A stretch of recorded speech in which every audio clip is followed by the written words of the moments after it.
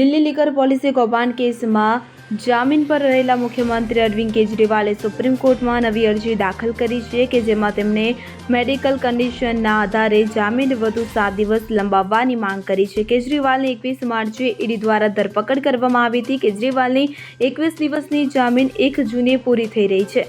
આમ આદમી પાર્ટીના જણાવ્યા અનુસાર તેમની ધરપકડ બાદ કેજરીવાલનું વજન 7 કિલો ઘટી ગયું છે અને તેમનું કીટોન લેવલ ઊંચું છે કે જે કોઈ ગંભીર બીમારીનો સંકેત હોઈ શકે છે.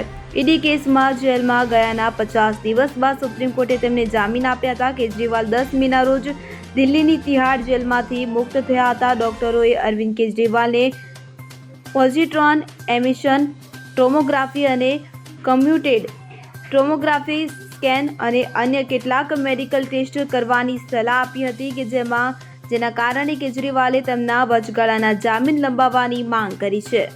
Bureau report CN24 news. હવે જુઓ દેશ દુનિયાની તમામ ખબરો તમારી આંગળીના ટેરવે. ઉઠાવો મોબાઈલ અને Google Play Store પરથી ડાઉનલોડ કરો અમારી CN24 ન્યૂઝ મોબાઈલ એપ.